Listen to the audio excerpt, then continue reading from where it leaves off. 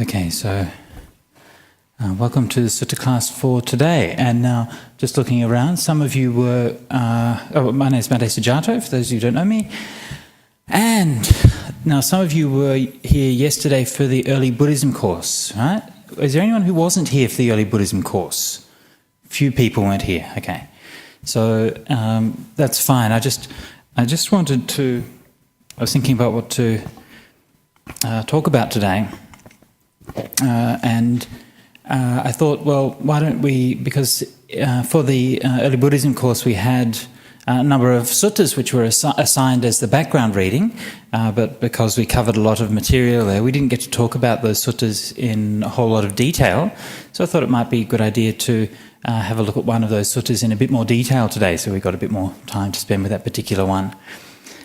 So I thought we'll look at the Nalanda Sutta from the Samyuta Nikaya, because for a number of reasons. It's a lovely, interesting little sutta, and also because if any of you were at the last sutta class that I gave here, I gave us a class on 2 verses, 8 lines, and we didn't manage to finish it off. So I thought, well, we better not choose a long one, otherwise we'll be in big trouble. Okay, now... You have the printout here, thanks to the wonderful people at BSWA. This printout, incidentally, for those of you who are not familiar, this printout is done from the Sutta Discovery series by Pia Tan. And Pia Tan's a very good friend of ours from the Buddhist Fellowship, or among other things he teaches at the Buddhist Fellowship in Singapore. And Pia has been doing these sutta classes for many years, and he does a great job of doing detailed notes and references and so on for all of his the sutta classes that he does. And so over the years, he's actually sort of accumulated quite a comprehensive basis of studies and so on. So. If you're looking for something, that has this kind of material and explanations and so on, that goes into a bit more detail than you'll find from Bhikkhu Bodhi's footnotes, then you can check out Pia Tan's website, and he always puts everything online, so you can get that, and he's also printed the books, so you can probably order them as well. Okay, so we're on 47.12. Aha, that's the first volume. Sorry about that, Lynn. We need the other 1-volume edition, or the volume 2 of the 2-volume edition. Yeah, so it's in the second half. So just getting Bhikkhu Bodhi's translation as well.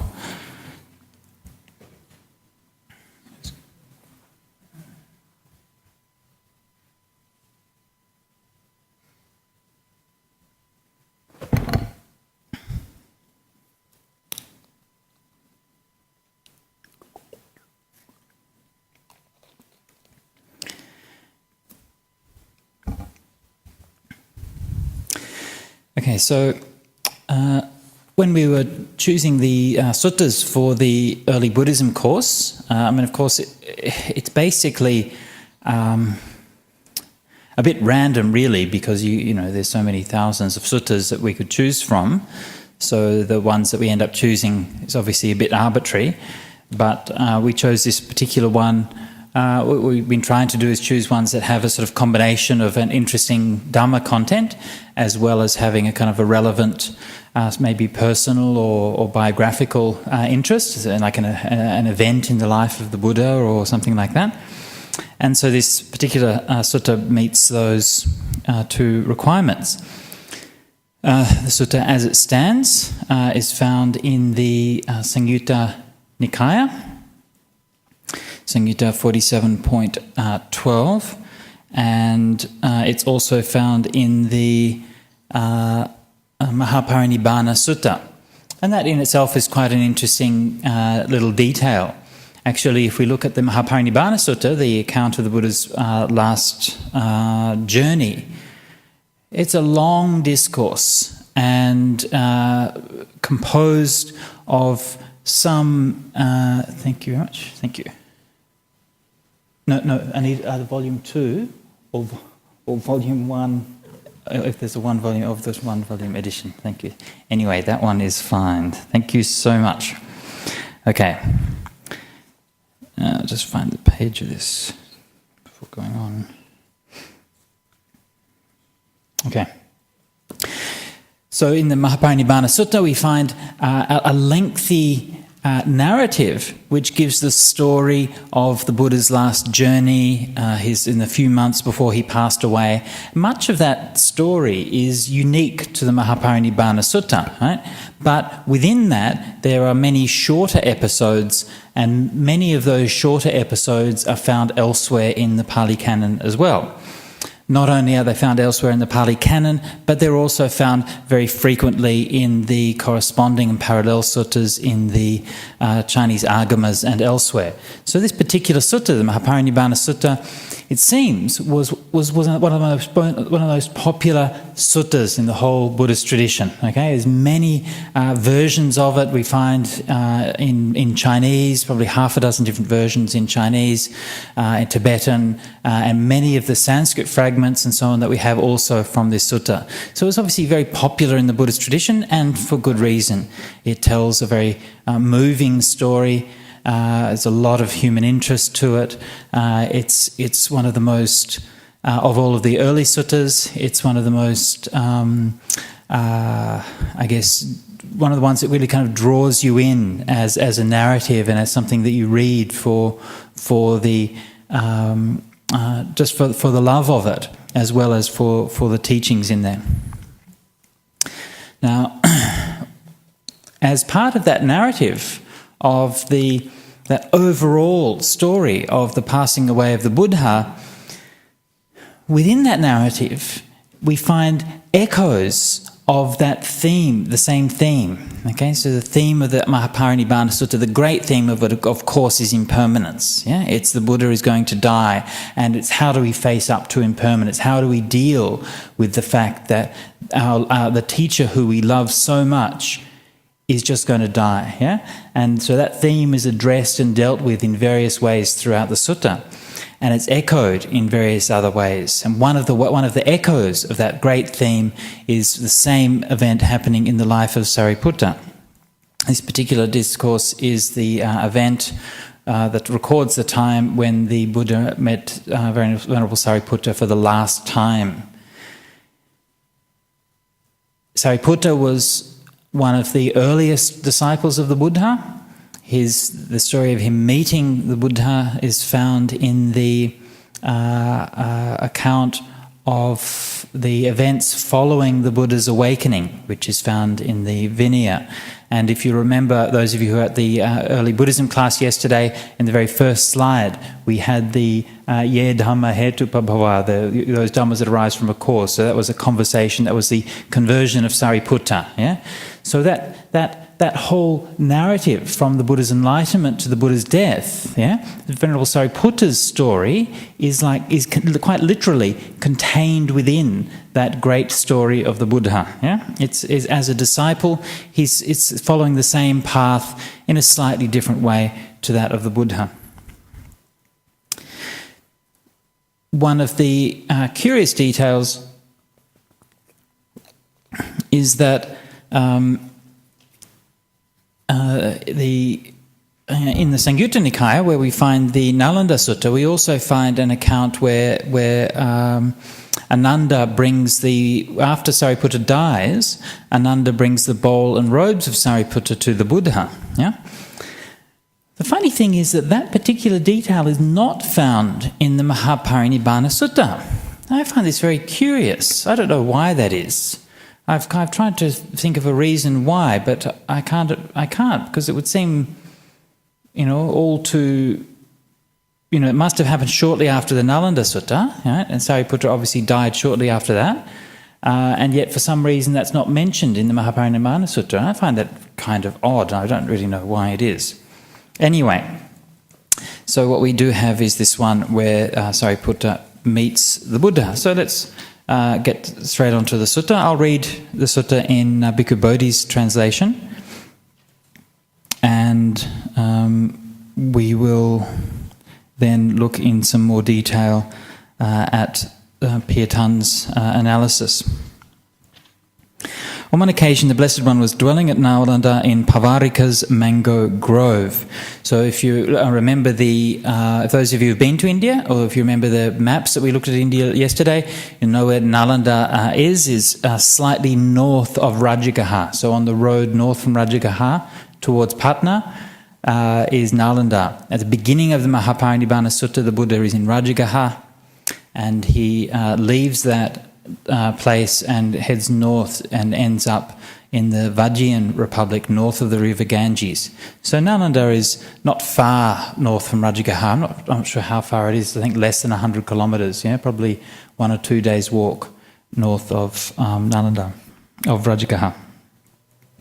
And the Venerable Sariputta approached the Blessed One, paid homage to him, sat down to one side and said to him, "Venerable Sir, I have such confidence in the Blessed One that I believe there has not been, nor ever will be, nor exists at present, another ascetic nor Brahmin more knowledgeable than the Blessed One with respect to enlightenment."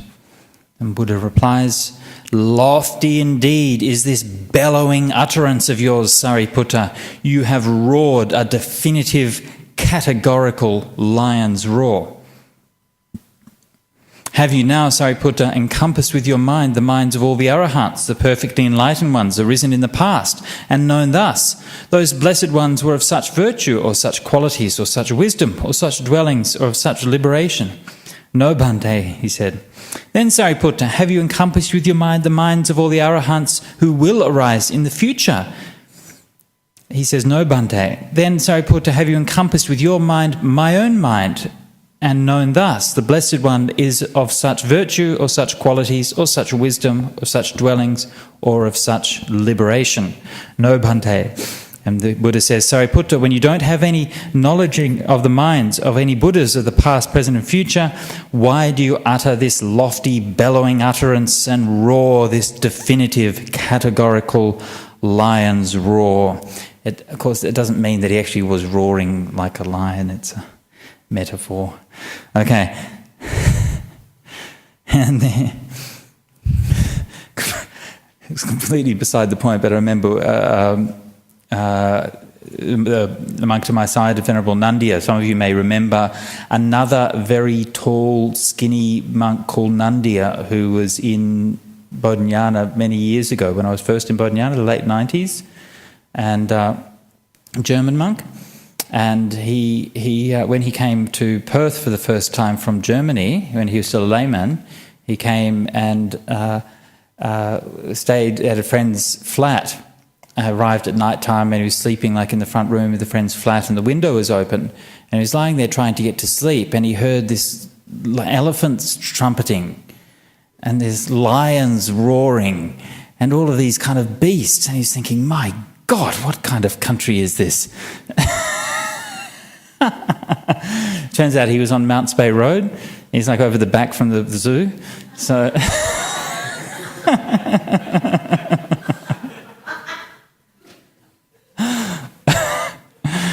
anyway. Okay. So where was I? Okay, so that's not the kind of roar when Buddha said lions roar here. Okay. And so Sariputta admits, I do not have any knowledge of the minds of the Buddhas of the past, present and future, but still I have understood by inference from the Dhamma. Okay, so that's an interesting term, Dhammanvaya, the inference from the Dhamma. What does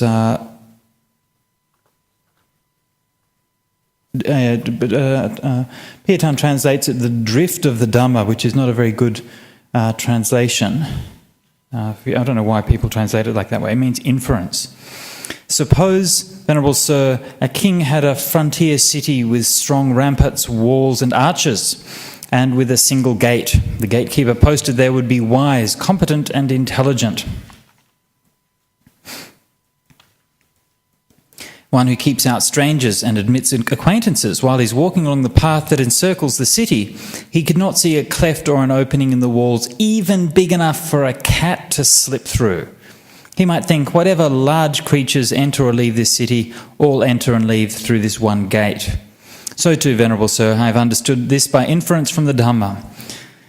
Whatever Buddhas of the past, present and future, all of those blessed ones had first abandoned the 5 hindrances, the corruptions of the mind and the weakeners of wisdom.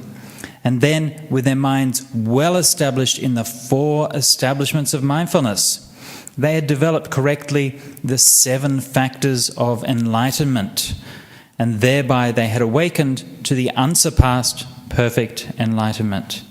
And the same is true of all the Buddhas of the past, the present, the future and the present.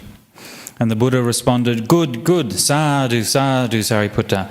Therefore, Sariputta, you should repeat this Dhamma exposition frequently to the bhikkhus and the bhikkhunis, to the male lay followers and the female lay followers.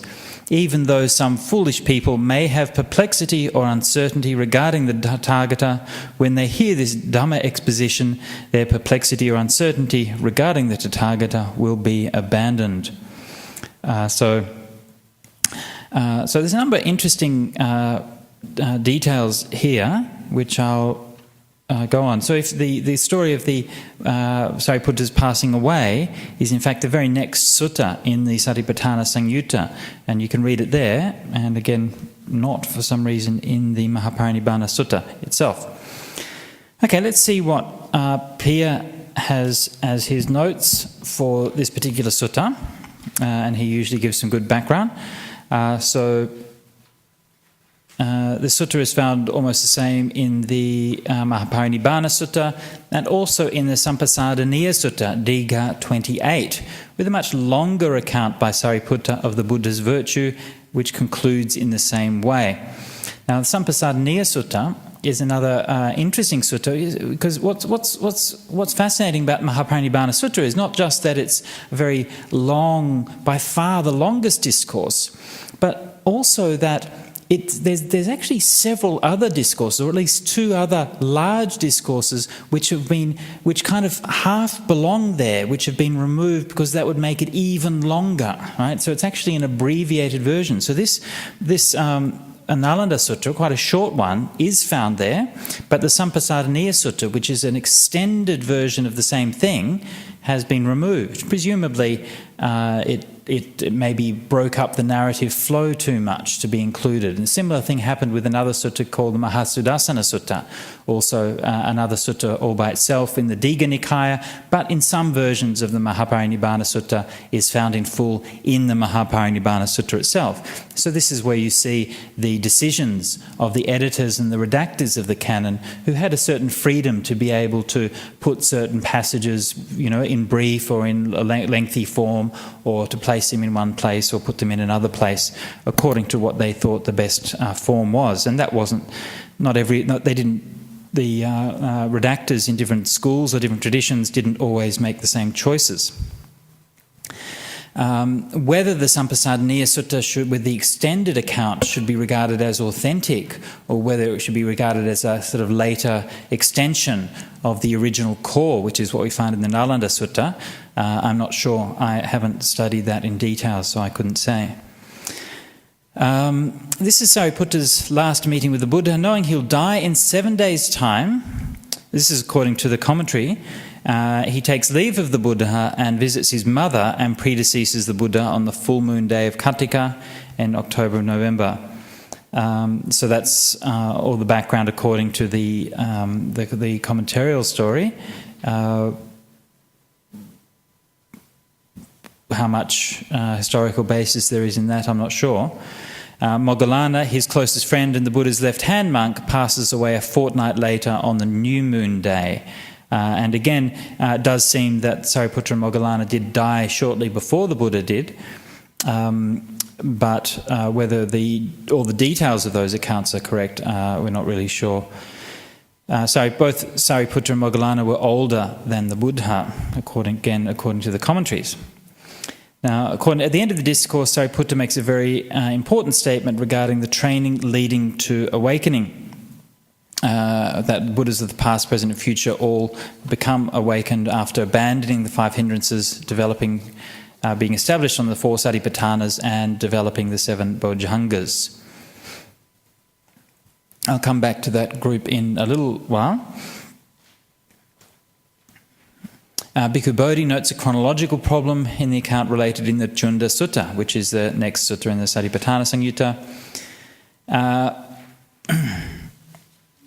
In the Mahaparinibbana Sutta, Sariputta's lion's roar, as mentioned in the Nalanda Sutta, takes place during what appears to be the Buddha's final journey on the route from Rajagaha to Vesali. From Vesali, the Buddha heads for Kusinara without returning to Savatthi, which is about 200 kilometres to the west, and Savatthi is a long way out of the road. Yet the present sutta shows the Buddha residing at Savatthi when he receives the news of Sariputta's death. That's the Chunda Sutta. To preserve the traditional chronology, the commentaries have the Buddha make an additional side trip to Savatthi following his rains retreat at Belavaggamaka, an excursion not mentioned in the Mahaparinibbana Sutta. Sariputta, according to the commentary, accompanies him on this trip to Savatthi, later takes his leave and returns to his native village of Nalakagama, where he falls ill and dies.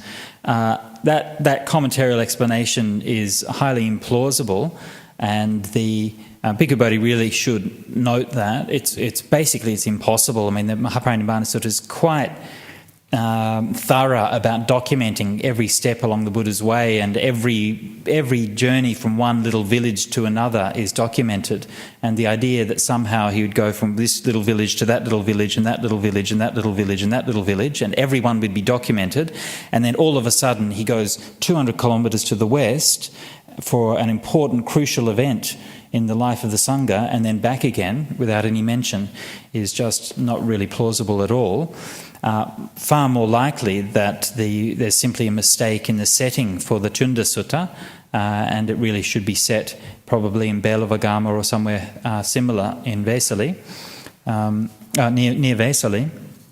And the setting at Savatthi was put in by accident, just as a sort of automatic standardization thing. You know, when you're making documents or sometimes on the computer and you copy and paste stuff, and sometimes you don't always change the bit that you're supposed to have changed when you copied and pasted.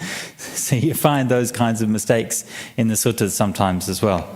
So and nobody kind of noted the mistake. All right. So that's the general survey of the Nalanda Sutta, and let's just go back and have a look at a few more of these details a little bit more closely. Now,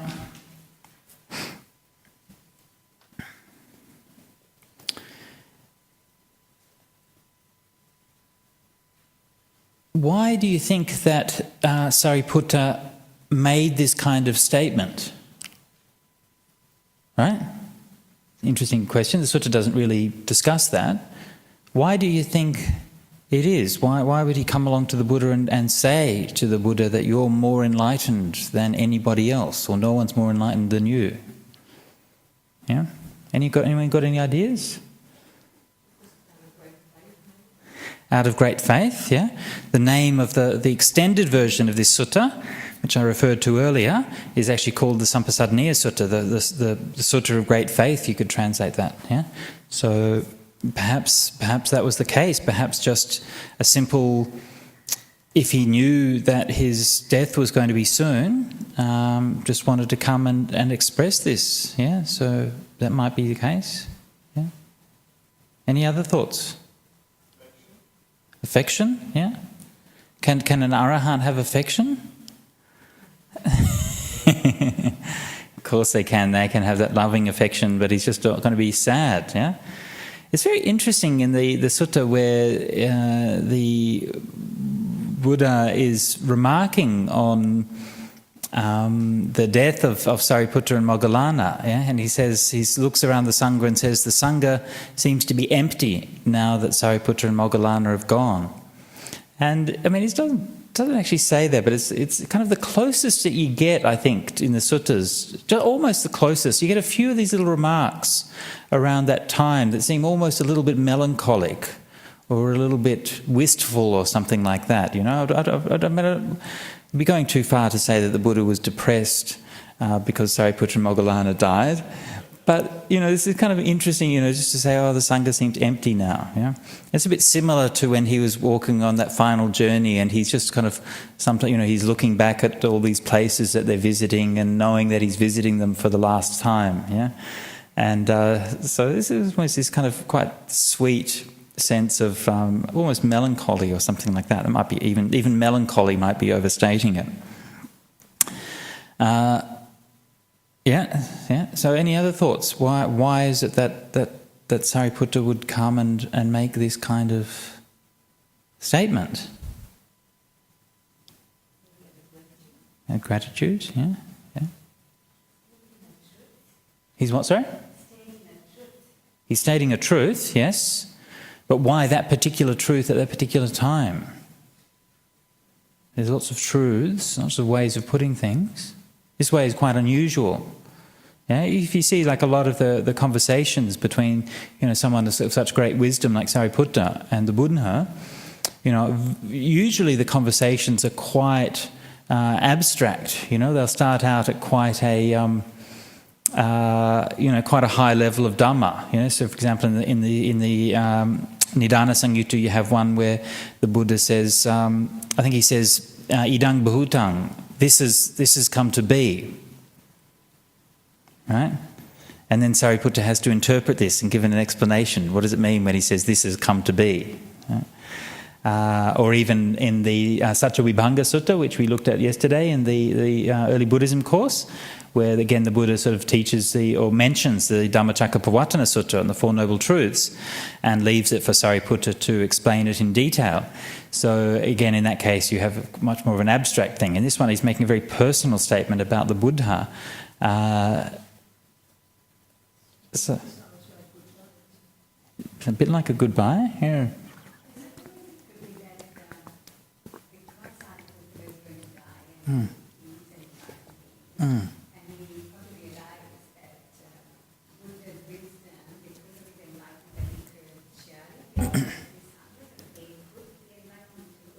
Okay.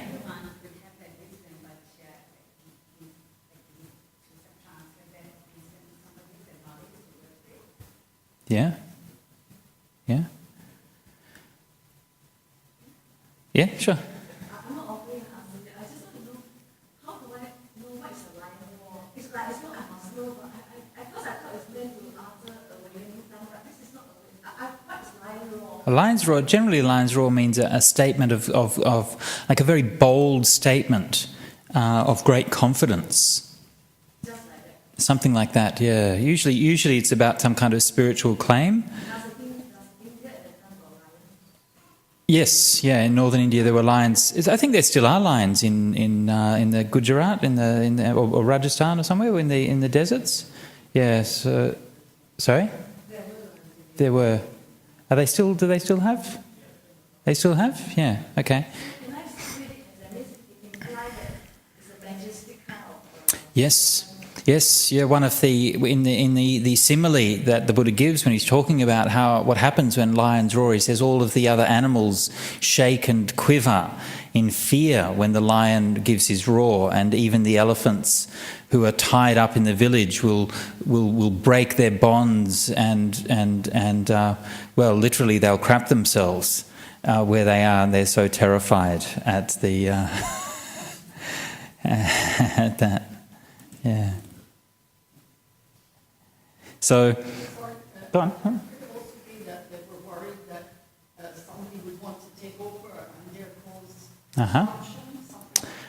That's an interesting point. Yeah. That's putting it into the more specifically in the context of the Buddha's passing away.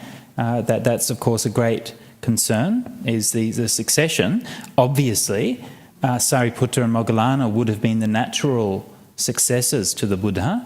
And if they're aware that they're going to pass away soon, it's quite common, especially people who are very spiritually advanced, to know that they're going to die soon.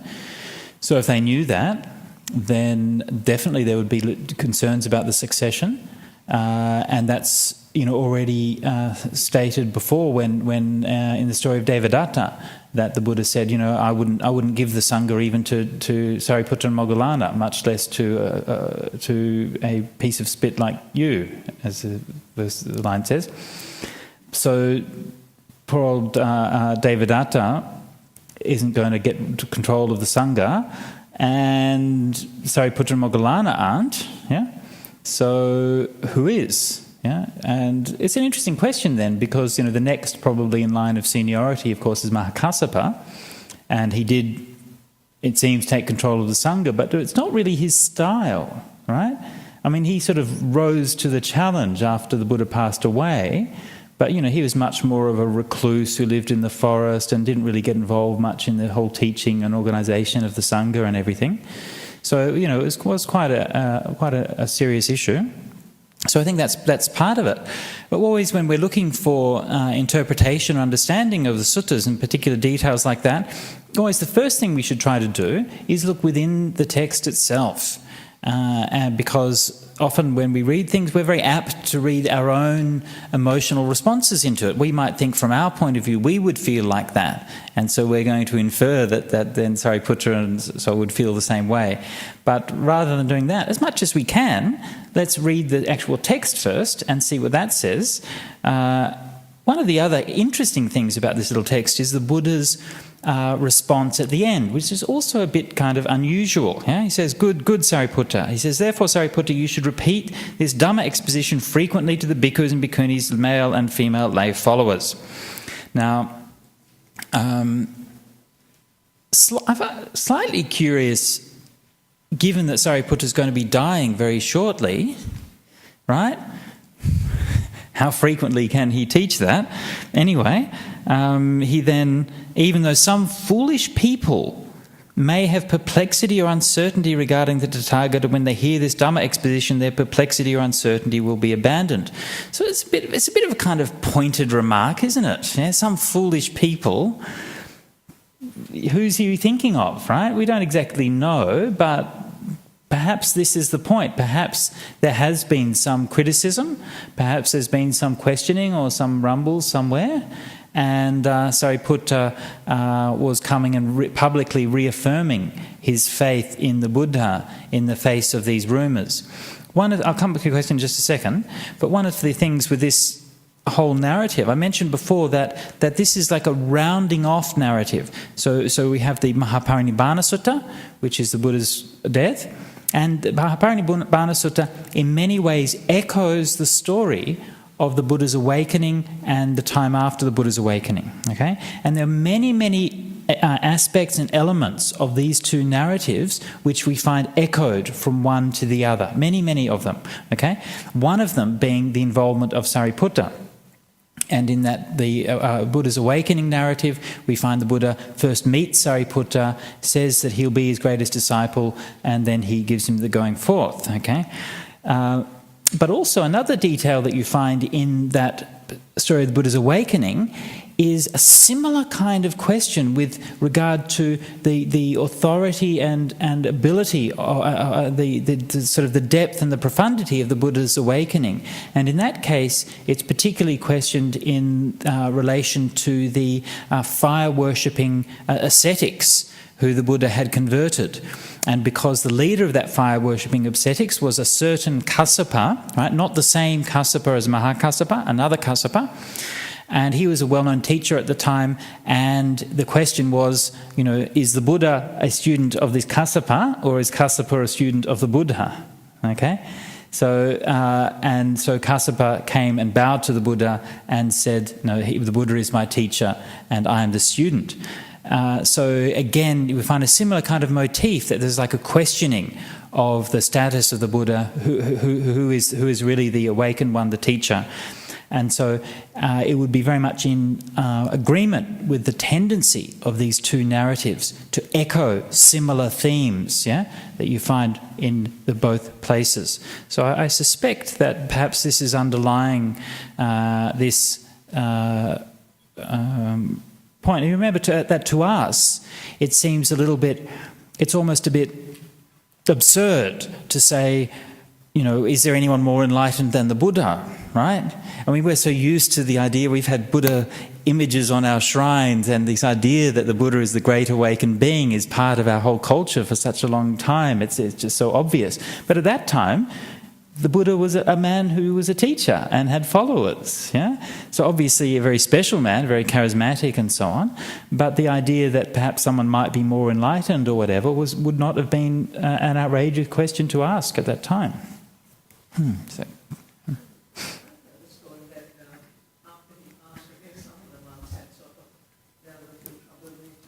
That's right, yes.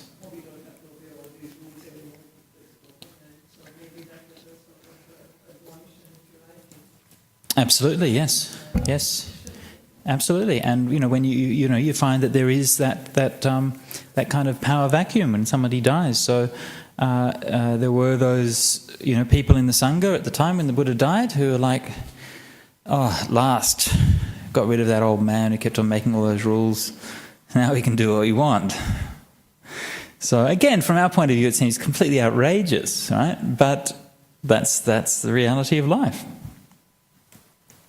Okay, so these are just some kind of speculations, but the main point I wanted to make here is just to, for when you're reading the suttas, when you come up with questions like this, you remember, okay, well look, we can't make a definitive answer to that question. Okay, the sutta itself doesn't say why Sariputta came and made this statement. But when we're reflecting on it, if we raise these questions, the first thing we should do is look for clues and hints within the text itself to see whether there's anything there that might answer the question. And then we try to rely on that rather than relying on our own ideas first off. Okay. Now, the other question here, of course, another point to mention is that this sutta assumes the existence of Buddhas in the past, the present and the future, right? And of course this is something that we meet with repeatedly in the Pali Canon, and we were just noted yesterday, I was doing some bit of research for the Early Buddhism course, and more or less by accident I came across a passage from a Tibetan mantra on the Buddhas, and it lists the 7 Buddhas of the past, and you can see even the Sanskrit names of those Buddhas are the same as the names of the 7 Buddhas of the past as recognised in the Pali tradition. So this is obviously quite an old tradition. The general idea, and here we have to, I think, distinguish between the principle, the general idea of things, and the specific details. The general idea is that the Dhamma is a truth. It's just the way that the world is, right?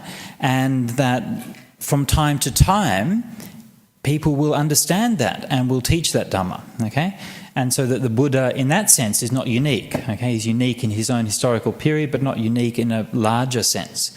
And so this is a basic principle, and this is quite different, for example, from how, say, some religious teachers are seen in some religions. So, for example, in Christianity, Jesus is seen as being a unique event in the history of the world. Yeah, so the life and teachings and death of Jesus is something that's unprecedented either before or after in the history of the world. It's a decisive moment.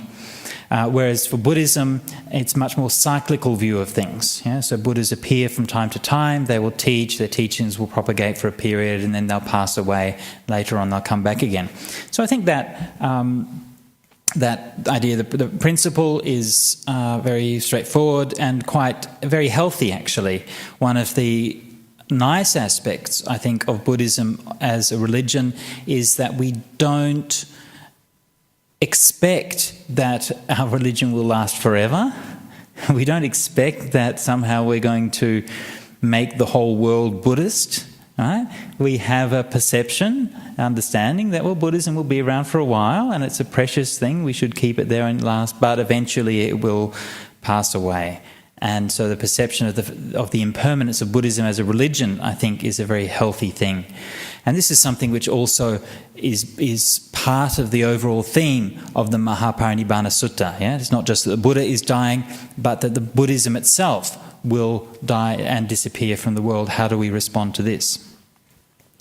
So that, I think, is quite healthy. Now, it does raise the question, however, of to what extent we can consider who are these Buddhas of the past, right? We have lists of them, we have names, right? We're told, the certain details of them and so on. one thing that we do find is that in the suttas, that most of the time when the Buddhas of the past and the future are mentioned, it's mentioned like it is in this sutta, in a fairly general sense. They're not given names, they're not tied down to any historical period, we're not told any details about them. It's just a general acknowledgement that there are people awakened in the past and the future. And only in very, very few places do we find more details given, and those places generally seem to be somewhat later in development. Whether we can actually identify any of these Buddhas of the past as being literally historical figures who lived in India, possible. There's been sages in India for a long time. We know from the artwork of the Indus Valley about 2,000 years before the Buddha. It has pictures of people who are sitting in meditation and so on. So certainly conceivable that there were awakened beings, but there's nothing about the stories of those Buddhas of the past that really suggests that there are historical figures in any meaningful sense. I mean, when they're dated, they're put at periods of time which are like millions of years in the past and so on, which is obviously impossible from a evolutionary point of view. So perhaps past world systems or whatever, but certainly not in terms of a historical reality. And this is, in that respect, Buddhism is quite different from Jainism. And in the Jain religion, you have a similar idea of their world leaders, teachers who existed in the past. Okay, so that aspect of it's very similar. But the one difference is that the immediate one prior to the contemporary of the Buddha was Mahavira, and the one immediately prior to him was called Parashvanatha, and he was said to exist about 200 years before the time of Mahavira and the Buddha. So it's quite likely that he was actually a historical figure, and then the one before Parashvanatha was said to live like millions of years ago, and so on and so forth. So then we're into the realm of legend. So there is that interesting difference, and so most historians interpret that as saying that Jainism was actually founded by Parashvanatha a couple of hundred years before Mahavira. So when we're thinking about this, I think it's important to just acknowledge the difference here between the principle of enlightened beings appearing in the world from time to time, and the historical claims about the names and nature and life of those. And those historical claims are only made once or twice in the suttas, and in those places they're in contexts that look like they're later additions. So my feeling is most likely that in the earliest tradition we only had statements like this one here, that there's kind of general statements of the principle rather than detailed historical information about the Buddhas of the past and the future. But that's just a suggestion. Okay, so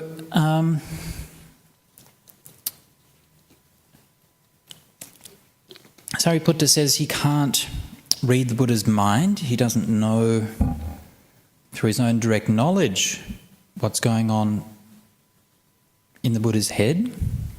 I wonder what would happen if you hooked the Buddha up to an MRI machine.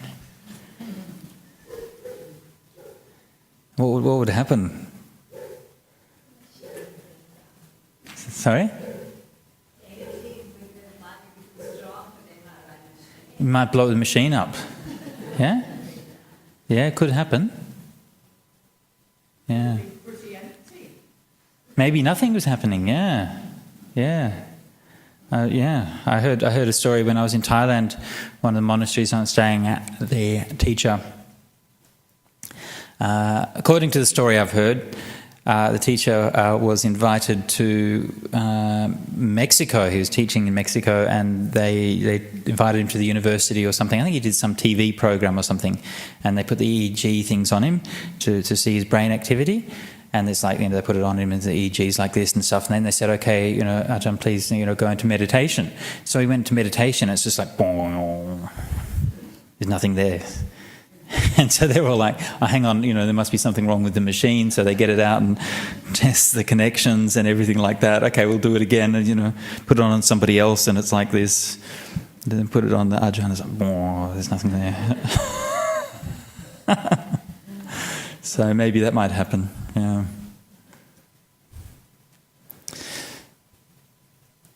Anyway, but he says he can understand through dhammanvaya, an inference of the Dhamma. This is very interesting, and this is something which I think is sometimes misunderstood in modern explanations of Buddhism. Often when we're teaching Buddhism today, we emphasize, and quite rightly so, the importance of direct experience, okay? You have to know it for yourself. You have to know what is the feel. If I touch this piece of paper, what does it feel like? Yeah? And so Dhamma meditation is about getting in touch with our direct experience of things. What are those objects of the senses actually feel like? What is it like to see? What is it like to touch? Yeah? And so we're bringing ourselves back into our senses, bringing ourselves back into the present moment, and grounding our meditation on that. And so this obviously is an extremely important part of Buddhist practice, and especially meditation, and it's quite rightly emphasized because I think it's the most distinctive and important contribution which is characteristic of Buddhism and which is necessary that Buddhism brings to the table, okay? So that's great. As always with these things though, there's sometimes a tendency to take it too far. And sometimes it's not merely that direct experience is important, but that any kind of inference is sometimes deprecated, so that direct experience is all there is. And the only way to know things is through direct, immediate personal experience. Yeah? And so sometimes this kind of teaching is found in some schools of modern Buddhism. It's important to know that that's definitely not what's found in early Buddhism. It's also definitely not what's found in any of the traditional schools of Indian Buddhism. Now, the most characteristic philosophical developments in later Indian Buddhism were developments in the field of what's called epistemology. Right? Epistemology is the philosophy of knowing. How do we know things? Okay? And generally speaking, in Indian epistemology and in Buddhist epistemology also, they acknowledge two main sources of knowledge. One source of knowledge is direct experience, okay? The technical term is pratyaksha, okay? And that means, what do you actually hear at that moment of hearing in the present moment? What do you actually touch? Yeah? That direct experience. So with that direct experience, you know that your ear knows sound, okay? Your ear does not know words. Your ear does not know, oh, that's a motorcycle in the distance. It does not know what those things mean. That's all your mind is understanding that, yeah? Your ear just knows sound. Your eye just knows sight, yeah? It doesn't know that's a roof, that's a floor, that's a person, okay? That's your mind that knows that. Your eye just knows the light. And so on for the senses. So this is like direct experience. And of course your mind directly experiences mental objects, thoughts, images, memories, perceptions, and so on. And that's all happening in the present moment. So this is one source of true knowledge. The other source of true knowledge is inference. Okay, and that's called, as in the current sutta, is called anvaya. In the later philosophers usually called it anumana, but had the same meaning. And what that means is what can we legitimately draw from direct experience, okay? So this is what inference is what we can draw from direct experience. It's very similar to the way that inference or inductive inference is used in science, okay? So you have the equivalent in science would be that the direct experience is like the data that you generate through doing an experiment, and then the inference is, well, what are the conclusions and the hypotheses and so on that you can draw from that data to explain it the best possible way. Now, the relationship between these two things is quite problematic, and it's never 100% it's not very easy to pin down exactly, well, what can we legitimately infer, right? How far can we infer things, right, and still remain within the realm of truth? Yeah? So when I hear a sound, right, this is relatively straightforward. I hear a sound, I know that's a sound, and I can know that with a great deal of certainty. Okay? Now I can infer from that, oh, this is the sound of Bhante Sujato talking. Okay? And I can know that, but I can't know that with quite the same degree of certainty, can I? Because, well, maybe I'm a hologram of Bhante Sujato. Maybe this is just... But we can know that with a pretty good degree of certainty, right? If you're listening to it, say, on an MP3 file over the web, you'd maybe be a little less certain, yeah? If you're listening to it in a very poor quality MP3 file, you might even be quite uncertain. Actually, who's that talking? I'm not quite sure who that is. It sounds like it might be Bhante Sujato, but I'm not quite sure. So there's this kind of degrees of certainty with inference as to how sure it is. And of course, this is one of the topics of the epistemologists, is to discuss this and to talk about what that means in terms of direct knowledge. Now, generally speaking, with Buddhism, the Buddhist philosophers are not concerned with the question of is that knowledge, or can that knowledge be absolutely true? And this is the main concern of the epistemologists in the West. Okay, how do we arrive at an absolutely true form of knowledge? Okay, that's a concern which the Buddhists didn't have, because Buddhism is a functional religion. For the Buddhist philosophers, it doesn't matter so much whether the truth you arrive at is absolute or not. What matters is it effective or not? Does it work, right? Does it get you liberated? Okay? And so it's a pragmatic definition of truth, which is not dissimilar, again, to the shift in Western philosophy from the Greek and the Socratic philosophers who are trying to arrive at some abstract notion of perfect truth, to what you see currently in science, where they've essentially given up the notion of searching for an absolute truth, and now you have this criteria of falsifiability. You can't prove anything is true, but is it good enough for the time being until somebody proves it wrong? So it's a pragmatic definition of truth. A scientific truth is true enough if it works to do what we want to do with it. Yeah? And then that's true enough in that case. So Buddhism has a similar notion of truth. Truth is whatever is true enough to get us liberated. Yeah? The point is freedom. The point is not the truth. Yeah? So this is the point with Sariputta's argument here, to come back to the sutta, that Sariputta is making an inference. Okay? So he's drawing on his own knowledge, his own understanding of the Dhamma, and he's inferring from that in a way which is true enough. And so the Buddha is then asking him about that question of the truth. I should add that in the Buddhist traditions, as well as those two forms of knowledge, then the other form of knowledge which is discussed, or which is dealt with, is the question of the reliability of the Buddhist tradition, especially the Buddhist suttas. Yeah, so the voice of an authoritative, right, and of an authority. Again, very similar in the West, where in modern science, where how much weight do you give to the findings and ideas of previous experts in the field, right? So the Buddha was the previous expert in the field, so how much weight do you give to him? And is that merely part of inference, or is that another kind of knowing something in and of itself? And these were some of the questions that were discussed by the later philosophers. Okay, so Sariputta draws this inference, yeah? And he explains that inference by giving the analogy of the city which is surrounded, and which not even an animal the size of a cat could get into. So it's got quite a cute and memorable little image there. You can imagine this kind of little cat wandering around the walls of the city looking for a way of getting in.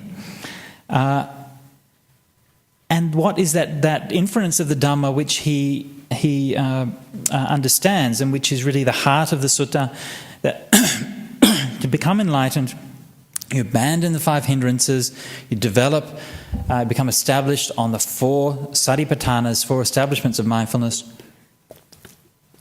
and develop the 7 factors of awakening and to realize full enlightenment. So all the Buddhas of past, present and future practice that same way.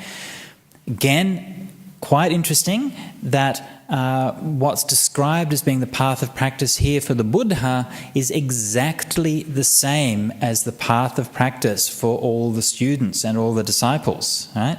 That is the way of practicing and developing meditation which the Buddha taught for everybody else to do.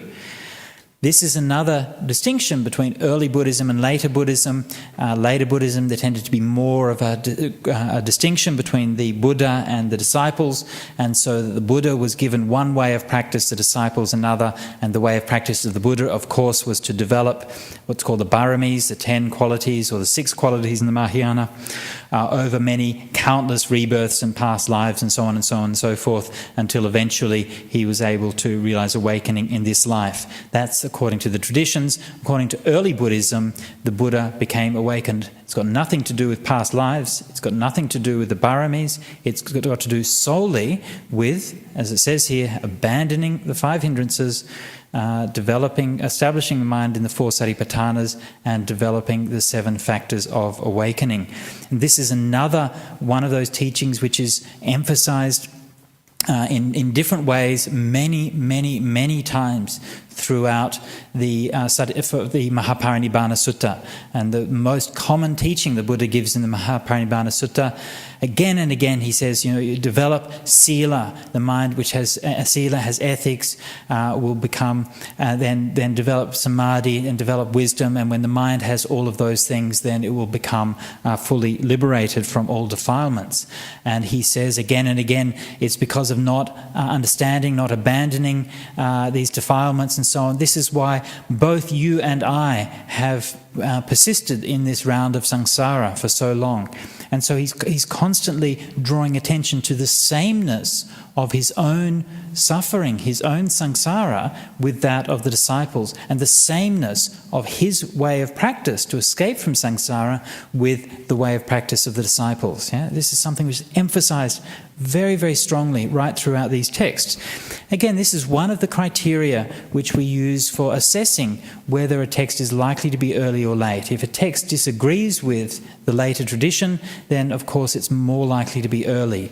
It hasn't been adopted and altered. It would have been very easy to alter this text, to put in a mention of the baramis or something like that, and to acknowledge those things, but we don't find that here, nor do we find it anywhere at all within any of the early Buddhist texts. So now this teaching on the 5 hindrances, Piyatan gives a list of them. You have here where are they now?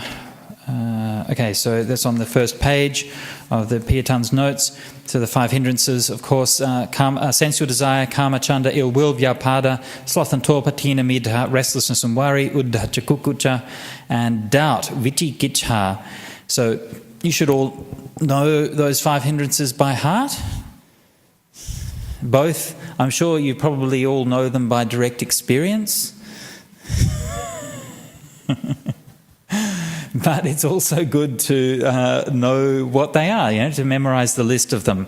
Just write, if you don't know these things, one of the things that I did when I was first started practicing Dhamma, become interested in a particular list, just write it out in a list and stick it on your wall. Leave it there for a week or 2, and then you'll remember it. Very easy. That's all you have to do. Yeah, if you think 5 hindrances, write that out, put it on the wall, and then a couple of weeks later, then put up another one, and then that's how you remember all those things. Very easy.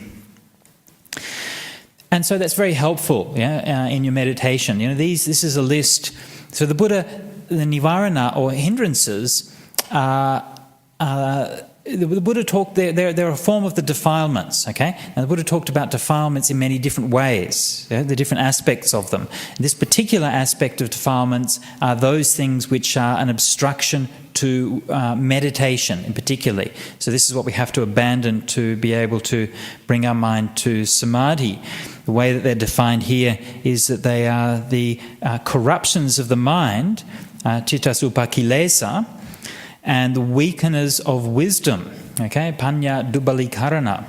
So that means that, of course, the Buddha always said that when your mind is in samadhi, when the mind is free of the hindrances, when the mind is in jhana, then it can know and see things as they really are.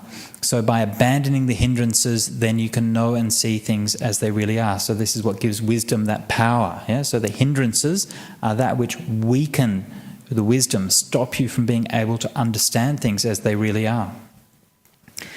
I won't go into detail about what each of those hindrances are, but I'll just make a etymological note. Not many people are aware of this, but the word nivarana is from the root which is traced back, a very important word in the Rig Veda, so more than 1,000 years before the Buddha. The root is used there for vritra. And the root vritra is the name of the dragon or the serpent. Yeah? One of the most popular stories in the Rig Veda that's mentioned many, many times is the story of the slaying of the dragon. Yeah? And the dragon Vritra is slayed by the hero Indra with his thunderbolt. And so Vritra means, it's literally like a constrictor, like a boa constrictor, yeah, like a serpent. Yeah.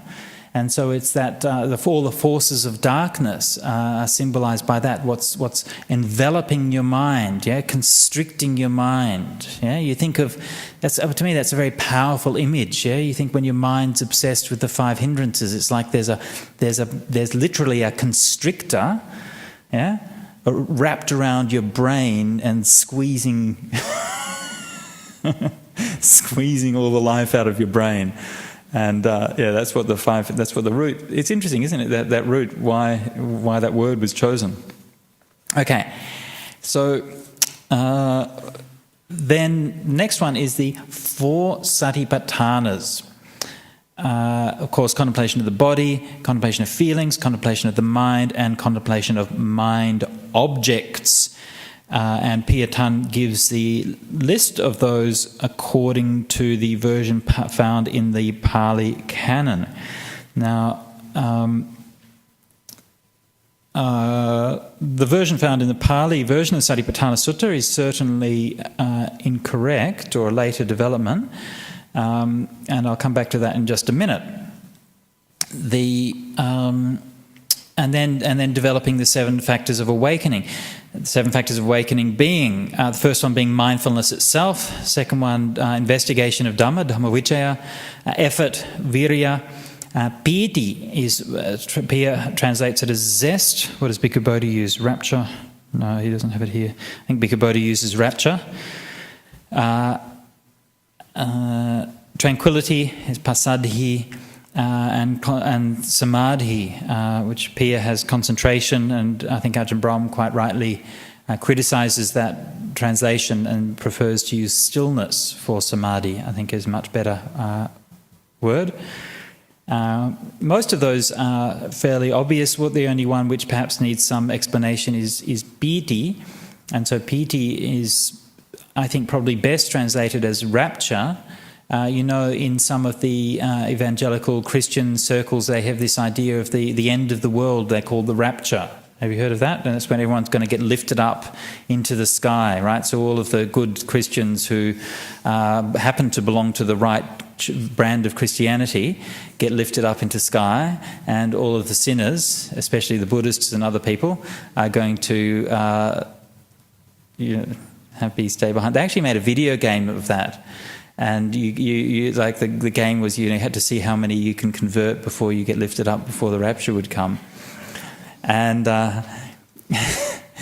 so it's actually quite a good, like the idea of rapture is actually quite similar to that in meditation. Not the bit about leaving everyone behind, but the bit about floating up out of your body, because that's actually often what it feels like. Not always, but often.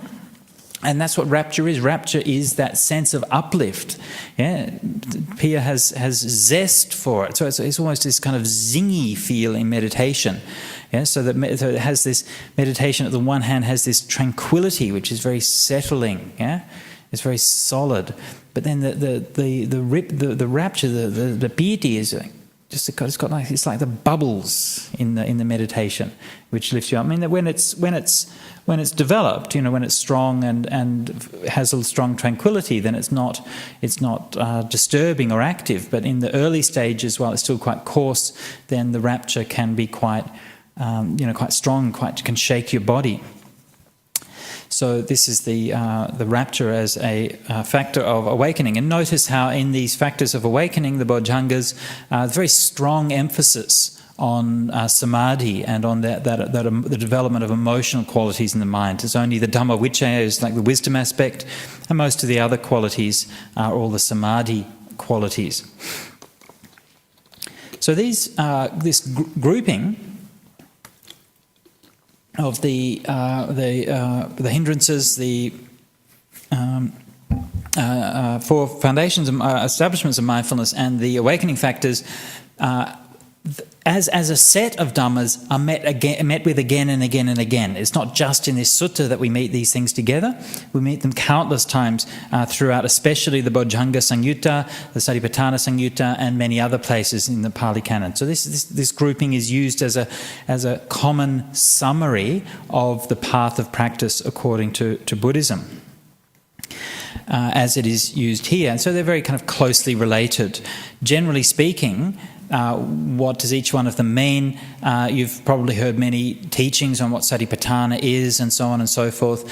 Basically, what Satipatthana means in the suttas is meditation. That's really probably the simplest way of putting it. Satipatthana means what you do when you go and sit down and meditate. You watch your breath coming in and out. That is Satipatthana, okay? And that leads to the awakening factors, which is the samadhi, or the rapture, the tranquility. This is what Ajahn Brahm talks about, the beautiful breath, the jhanas, and so on. And that is leading to because of your establishment of mindfulness on your breath. Okay. Now, there's obviously more to it than that, but that's the simplest and most straightforward way of understanding what these things are. Your mind has 5 hindrances, right? You sit down to meditate.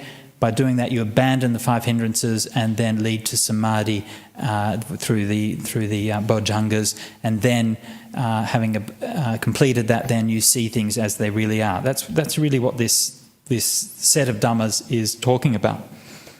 Now, I mentioned in passing a bit earlier that the Dhammanupassana section, the contemplation of dhammas in the Pali version, is not correct, and I should explain briefly what I mean by that. In Pia's notes here, it gives the list of dhammas and the translations that he gives here: contemplation of mind objects. He says the 5 hindrances, the 5 aggregates, the 6 sense bases, the 7 factors of awakening, and the 4 noble truths. Now, there's a number of issues here. One problem, this is often called contemplation of mind objects, Dhammanupassana, and the word Dhamma sometimes means mind objects. The problem is that not all of those things are mind objects. It includes, for example, the 6 senses, right? Sight, sound, smell, taste, touch. These are not mind objects. They're objects of the other senses. So clearly, Dhammas in that case can't mean mind objects. It must have another sense. Another problem is that this a part of the Satipatthana Sutta is found in quite different forms in the different versions of the Satipatthana Sutta. And so I studied this in a lot of detail in my book, History of Mindfulness. So here's a plug for my book. It's great. Get it and read it. And in there I show that you have one version in Pali, or actually you have 3 versions in Pali of that passage, all of which have some differences. You have one version from the Sarvastivadin, one version from the Chinese Ekottara Agama, three versions from various Abhidhamma texts, and another version from the you don't have Prajnaparamita for that section, so just the Abhidhamma text. And each one of those has some differences, okay? But the interesting thing is if you lay all of those texts on top of one another, right, so to speak, and you say, well, what is common to all of those ones? Then the common ones are the 5 hindrances and the 7 factors of awakening. Okay? That's very interesting, because then that's very much like this teaching that we have actually here, because part of Satipatthana is the 5 hindrances and 7 factors of awakening. It's unifying all of these teachings as found here and as found in many, many other places in the canon. What's also interesting, and what I noticed when I was doing this, is that in the Pali Abhidhamma version of Satipatthana, it only has those 2 factors, right? Dhammanupassana is only abandoning the hindrances and developing the 7 factors of awakening. And this is, I think, the only place ever in the Abhidhamma where the Abhidhamma is simpler than what you find in the suttas. Yeah? Everywhere else, the Abhidhamma goes into a lot more detail, but this place, the Abhidhamma is simpler. It's quite interesting. And the other interesting detail is in the commentary to one of the passages that deals with this. It actually specifically mentions that the contemplation of Dhammas was the abandoning of the hindrances and the development of the 4 bojjhangas. So even the commentary preserves a tradition that that was what Dhammanupassana really was. Okay? So this is quite interesting, because it shows that there are multiple sources, multiple lines of inference which lead to that same conclusion. Remember what we talked before about inference as a source of knowledge. It's never 100%, okay? But when we can have many different indications that point in the same way, any one of those indications might be wrong, right?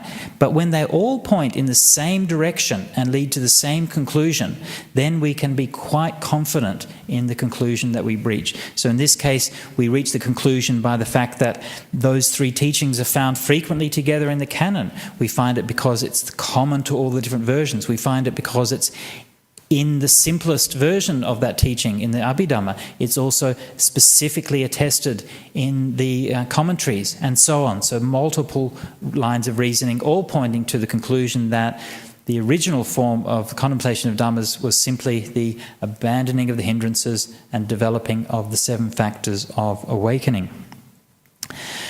So this is the course of practice which is being laid out here, that Sariputta says not only the disciples are practicing, but the Sariputta is saying for the Buddhas to become awakened as well. So the awakening of the Buddhas follows the same path as that of the disciples, and obviously must be the same awakening. So there's no difference between the awakening of the Buddhas and that of the other disciples.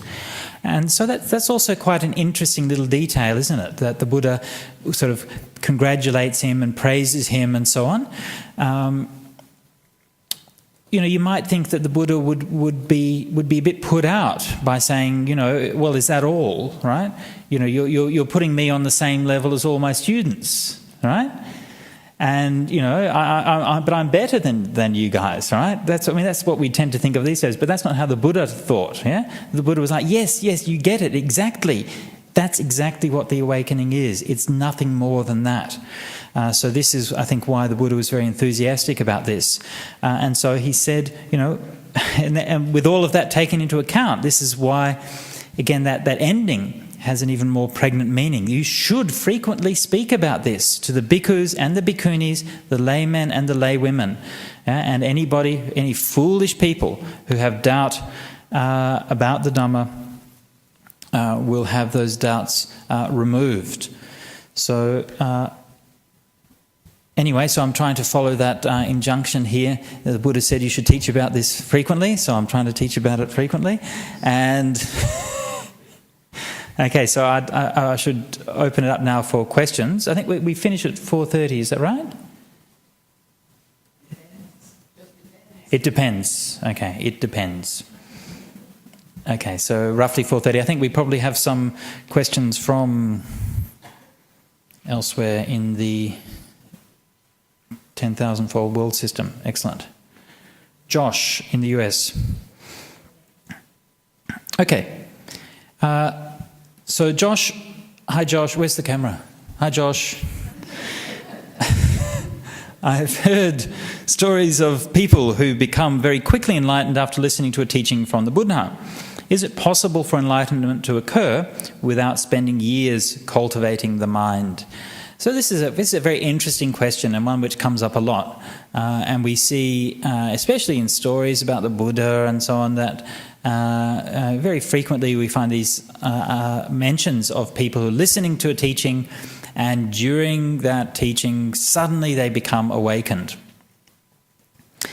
And it all seems a bit unfair, really, doesn't it? I mean, we're going to retreats and doing all this practice and stuff. Oh, come on. And so some people then think, well, it's just easier to instead of doing retreats and things, I'll just make a determination. I'll be reborn in the future in the time of Maitreya Buddha, and then he can teach me, and then I'll be able to get enlightened then. Yeah, make it much easier, right? But what are you going to do? I can imagine that you do that, and you get born in the time of Maitreya Buddha, and you go and see him, and he's so full of faith, and you sadhu, sadhu, sadhu, and you go to see Maitreya, and you bow down, and it's so wonderful, and you tell him, Bhante, for many countless past lives, I've made the determination to be reborn now, so that I can come and receive teachings from you. Please teach me so that I can be liberated from all suffering. And then Maitreya, he'd be in a difficult position, because Maitreya is like the one who feels lots of metta, right? Yeah, so he's the one who has lots of metta. But it would be really hard for him to avoid getting pissed off when people come to him with that kind of thing, right? And he's there sitting there thinking, hang on, I've got to have lots of metta because I'm Maitreya. But why? All I can teach you is abandon the 5 hindrances, develop the 4 satipatthanas, develop the 7 factors of awakening. That's how you get enlightened. You had that teaching already from Sakyamuni Buddha. Why didn't you practice it under Sakyamuni? Why do you come and hassle me now? So what's going on here? Why does it seem that, in the past, and it seemed to be so easy? Was it maybe that people were, really wiser in the past, and there's Dhamma now? I mean, one of the things is if you just read those stories, right, it sometimes gives you the impression that like everyone was so pure and wonderful and enlightened and so on in the past, right? But if you read the Vinaya, right, it's a story of the discipline for monks and nuns, you actually read about all the bad monks and the bad nuns. And if you just read those ones, you think actually people were a lot badder in those days than they are today, okay? And they did some outrageous things, okay? I mean, they're so outrageous that the scholars who translated them into English refused to translate them, okay? They said this is not fit for anybody to read, okay? So you have to read Pali to read them. I'm not going to tell you what they are.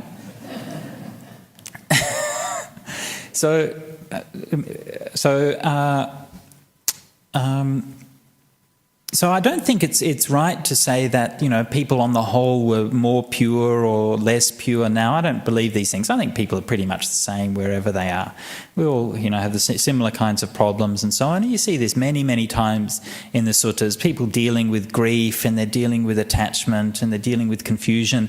And it's all the same issues that we see with people today. I mean, the form that it appears is a bit different, but basically people were pretty much the same. So I don't think that that's the explanation. Obviously, now it should go without saying that obviously one thing here is that just simply the charisma and the presence of the Buddha, okay? Fair enough. I think that's taken for granted. We know how important it is to have a great teacher, and we know how that's affected us in one way or another in our life, and how much more so that would be in the case of the Buddha, right? To have that inspiration. So yes, clearly that would be a factor. But I don't know if that really explains the whole thing. One thing to bear in mind is that those stories of people getting instant enlightenment happen mostly in the later texts, and only very, very occasionally in the early texts. Okay? Very rarely. There are some cases, but they're very rare. And they almost always happen in the framing narratives rather than in the teachings of the Buddha themselves. And this is something that Venerable Brahmali emphasised yesterday in the early Buddhism course, and we're going to keep on reminding you about this because it's absolutely essential for your understanding of the suttas to be able to distinguish between the framing narrative, Thus have I heard, at one occasion the Blessed One was staying in such and such and such and such. We already heard a bit earlier how one of the framing narratives for the Chunda Sutta, which puts the Buddha in Savatthi at that time, can't be reliable. And he must have been closer to Vesali at the time. So these framing narratives many times are less reliable than the teachings, and very often we find that when we compare the different versions of the same sutta, that the framing narrative is different and the teachings are the same. Okay? Almost always we find this. Okay? So probably 80 or 90% of the teachings are the same. Probably more than 90% of the teachings are all the same when we compare different versions, but only maybe 50% of the framing narratives are the same. So some of them are similar, but a lot of them are not. And particularly these accounts of when people get enlightened when hearing the Dhamma talk, very often they differ from the different versions. So in the Pali version, the teaching is exactly the same, but at the end of the Pali version it'll say, and so became a stream enterer. And in the Chinese version it'll say, so-and-so took the 3 refuges. Or in the Pali version it'll say so-and-so asked for the going forth and practiced and became an arahant, whereas in the Chinese version it doesn't say anything. And we find these variants again and again and again. So I don't think that we should take these accounts as being something that's so literally historically true. We should look rather to the purpose of the accounts and the purpose. Why are these things there? Are these stories there in order to discourage you from meditating? Right? Is the purpose of them to convince you that you are hopeless and why bother practicing because these guys got it so easy? Is that why these teachings are there? No, I don't think so. They're there to demonstrate and to inspire you with the powerful and the liberating quality of the Dhamma. That's what they're there for. They're there to show you that these things are not just abstract teachings and philosophies, but they're things which had a real effect in bringing liberation to people. Remember that the suttas, the discourses, are accounts of teachings. Okay? They're not, for the most part, they're not accounts of people's meditation experiences. Yeah? And usually, it just says that so-and-so went off and practiced in meditation and then came back and got enlightened or something like that. But it doesn't tell you about their 10 years or 20 years or 30 years of struggling to get up in the morning and sitting there with itches and all the mosquitoes flying in and all of that stuff that it took them. Yeah? Their records, the suttas are the records of the teachings and not the records of the meditation experiences. So I personally think that in most of those cases, that either they're just later development, or that they're presented in a compressed or abbreviated form that is just a sort of part of that literary style. However, I don't want to kind of rule out the possibility of something like this happening. I also think that the mind is very wonderful and human beings are kind of amazing and that sometimes incredible things happen. And so I don't have it... why not? Why don't amazing things happen? I think amazing things do happen. And so I think it's quite likely that these things do happen from time to time. But that shouldn't be taken as sort of implying that sort of the fact that extraordinary things happen from time to time to extraordinary people doesn't affect the basic practice that the rest of us are going to be doing.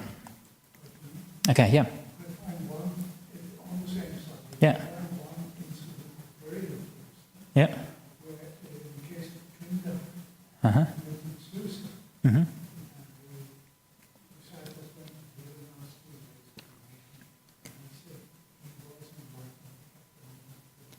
Yes, yeah. So there's one or two accounts of the arahants who committed suicide, and there's some discussion in the tradition about whether they were arahants before they used the knife, as the idiom is, or whether they used the knife and then became arahants. Yeah. So that is an interesting thing. Yeah. Okay.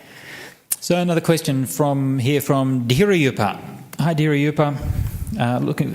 This is one of the supporters from Bangkok, and she's coming to Perth soon, so look forward to seeing you here soon. Is the Sutta on future Buddhas, which include Arya Maitreya and Rahu Buddhas, reliable? Rahu Buddhas? Who's Rahu? Is he a Buddha in the future? I don't know that one. Rahu's the demon who swallows the sun.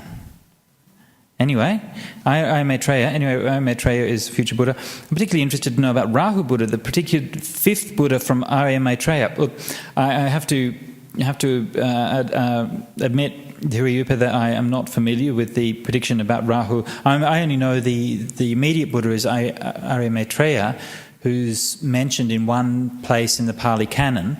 All of the other future Buddhas are not mentioned anywhere in the Pali Canon, and I'm not sure. I'd be interested to know where that tradition came from. I don't think it's a particularly early tradition. Anyway, there is one sutta that does mention Maitreya appearing in the future. That's the Mahapadana Sutta. No, sorry, not the Mahapadana. That's the Chakravarti Sihanada Sutta, and in the Digha Nikaya, and that gives the story of Maitreya appearing. And again, as I mentioned before, these things are clearly not meant to be in historical time. Okay, it's not an account of something that's happening next week on Balmoral Beach in Sydney. Yeah, yesterday we saw the amphitheatre on Balmoral Beach that was built to receive the coming Maitreya. And I think if you Google Maitreya now, you'll probably find quite a few teachers around the place who claim to be Maitreya, who's alive and well and teaching in the world today. But clearly, the way it's described in the early suttas was not meant to be in a historical period. It was, this gives quite a lengthy and very interesting discussion of the basically you have to go through the apocalypse first, really, the entire disintegration of civilization. And its rebuilding. So this is actually quite an interesting story. But if that is a genuine prophecy of the Buddha, then it certainly applies to something that's going to happen many tens or hundreds of thousands of years in the future, if not even much longer. Google will tell us everything. Yeah, that should really be the Buddhist epistemologist should have put that as the third means of knowledge: direct knowledge, inference, and Google, which of course supersedes the other ones. So I'm not 100% sure. One of the things we do know from the suttas is that the Buddha rarely, if ever, made prophecies about the future, and there's hardly anywhere where the Buddha actually does this. And all of the cases, the very few cases where he does, are somewhat dubious or questionable in one way or another.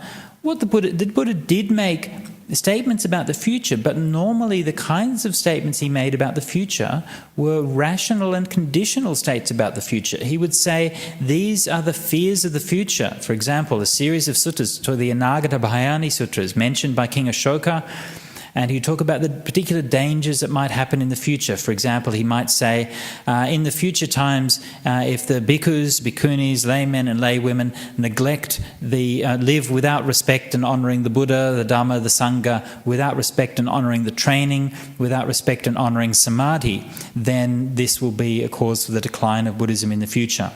So that's one example, and there's quite a few examples of suttas like that, where the Buddha's not sort of making a particular prediction, this is going to happen on such and such a day, but he's pointing to cause and effect. And that's, of course, so much more characteristic of the Buddha's teaching, cause and effect, and it's conditional. So the very fact that the Buddha is putting these things in a conditional way suggests that the future isn't locked in place. And I don't think there's anything about the Buddha's teaching that really suggests this kind of deterministic view of the future, that we can know what's going to happen in the future and make these kinds of predictions. So I'm a bit, I don't think there's anything problematic about the idea of future Buddhas in principle, but I'm a bit suspicious about this idea of this kind of specific prediction of Maitreya Buddha. It's not to say that it's not an authentic teaching. It is found in the Nikayas, but as I said, only found in one place, and in that place is clearly a legendary or mythological context. But anyway, Dhirayupa, if you want to know more about Rahu Buddha, then you need to ask somebody else. But if you do find, I'd be interested to know if you do find any more information about those other Buddhas of the future. It sounds like quite an interesting topic. Okay, So, any other questions before we wrap up? Yeah. You see, when it comes to simile, the way I read it, if you don't, about simile, if you don't understand it straight away or stir up by the imagery, you lost the whole game. What is this idea of cat, the size of the cat? this The size of a cat? Yeah. Well, cats are good at sneaking in and out of things. A mouse can get in and out. Cats? Because another sutta is the cat and the mouse. Okay. Why a cat? Well, I think it's just a realistic image. It's realistic that you could build something that you can make that's going to keep a cat out. But if you say it's probably not realistic to say you can keep the mice out. So I think it's just a realistic image. So maybe that was the building standards, building code at the time. You have to build the wall good enough to keep the cats out. But then, what has to keep this out to do with our practice and then having faith in the Tathagata? I can't connect the... Oh, you can't connect the simile with the thing? I think that if I can connect, I always find that it's very interesting. But well, if you think about it, for example, you think about the cat outside the town as being an unenlightened person, and then getting into the city is like getting into enlightenment. So to be able to get into the city, you have to be able to get through past the gatekeeper, yeah?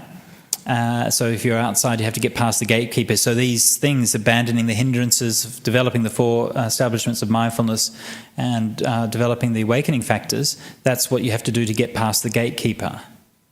Yeah? Elsewhere, actually, the gatekeeper is said to be mindfulness itself. Yeah? So that's part of the kind of a sort of a system of imagery that you find in the suttas. So mindfulness is like the gatekeeper. But here, just generally doing all of those practices. So if you do that, then that's what lets you get into the city. You are the cat.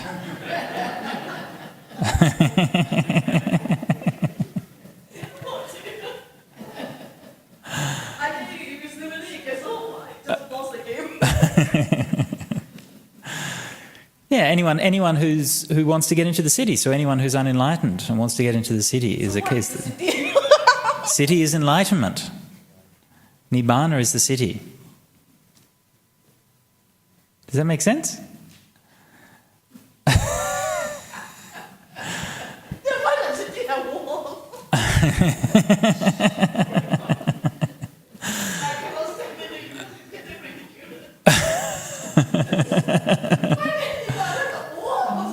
Why has Nibbana got walls?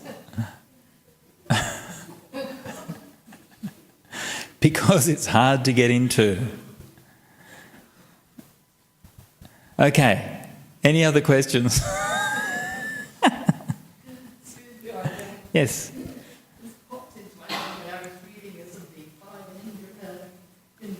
Yeah. Yeah, the 5 hindrances. I don't like that one very much. Yeah, number 1, sensual desire. Yep. So letting go of sensual desire, which I understand it could be shopping, anything like that, sensual desire. All right. All sorts of Yep. desire. Yep. But would you include, say, the family in that? Would you call that like letting go of your family as a sensual desire? Yeah, that's an interesting question. There's one sutta in the Anguttara Nikaya that actually talks about that specifically, and it goes through like normally when it talks about samadhi, it just talks about the 5 hindrances and abandoning those and going to samadhi, right? But in this particular sutta, it goes into it in more detail and sort of breaks it down a little bit. And sort of after abandoning the coarser forms of the defilements and the hindrances, then all that's left is, and it gives a list of more kind of subtle ones. And one of those is the thoughts about your family. So there's clearly something which is more... more subtle, and it's not so obviously just greed, right? So if you're sitting there thinking about what you want to eat, or you're thinking about sex, or you're thinking about something like that, then that's obviously just a distraction, right? So you could just let go of that, right? But the thinking about your family, then there's actually a genuine sense of love and care and so on. So it's not a purely wholesome or unwholesome emotion. Usually, our emotional connection with our family has a mixture both of kind of attachment and complex emotions, as well as the pure love and so on. So this is why it's a more subtle kind of thing. But even that still has to be abandoned before the mind goes into samadhi. Yeah. But it doesn't mean, of course, that, obviously when you come out of meditation, it will come back, right? It's only a temporary abandoning, yeah? But still, if you're sitting there, worrying about, children or something like that, then, well...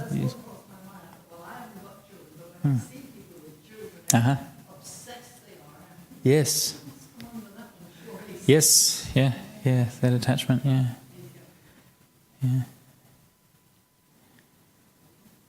Okay.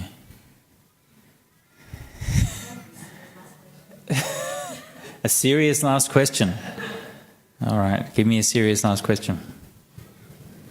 It's a technical question. What is doubt or uncertainty? It looks like if you read the sutta, there is a difference in the two words, the doubts and uncertainty. Well, these are just translations of Pali words. Yeah, they're not really. You can't. Generally speaking, in Pali. Most of the time you find that when they use different words for a similar idea, mostly they're just synonyms, and so you shouldn't try to read differences into them. Actually, they're just idiomatic uses of synonyms, and often just repeated for the sake of preserving preserving the information, so that if you repeat the same word in different synonyms, then if you forget one of the words or put an extra one in, it doesn't change the meaning of the sentence. So in this way, in this context, this is similarly. I mean, it's nothing. But if you go to the Majjhima Nikaya or a few of the, I just do a bit. Some sutta is making a big drama of these two sequence, how to. Because you see, in the factors, the word the dark is very important, because it just encompasses, you break away the dark. But some sutta, they make a difference between the two and the sequence, how you go about it. I don't think there's any. I can't think of anywhere where there's a difference. If you show me a specific passage that you're talking about, but generally speaking, anyway, just to say generally speaking, that these words like perplexity, doubt, uncertainty, and so on are just meant as synonyms. Okay, so if you show me, there might be specific passages where there's more subtle nuance involved, but generally they're synonyms. Yeah. Okay. Okay. Any other questions? Yeah. Yep. Sorry, could you repeat the phrase? In Piyatan translation, it said, such in my fate, Venerable Sir, that means that Sariputta have no more fate when he is an enlightened. Oh, okay, yes, okay, yeah. Evang Passano. Oh, okay, yeah, thank you for that. I hadn't noticed that. What does Bhikkhu Bodhi have there? Bhikkhu Bodhi I have such confidence in the Blessed One, and the Pali. Actually, I think Pia has misspelt the Pali there. He's given in his footnote 14. He says passano. Actually, I think it should be passanno, single S and a double N. So I have such confidence. But that is a good point. That elsewhere it discusses this question of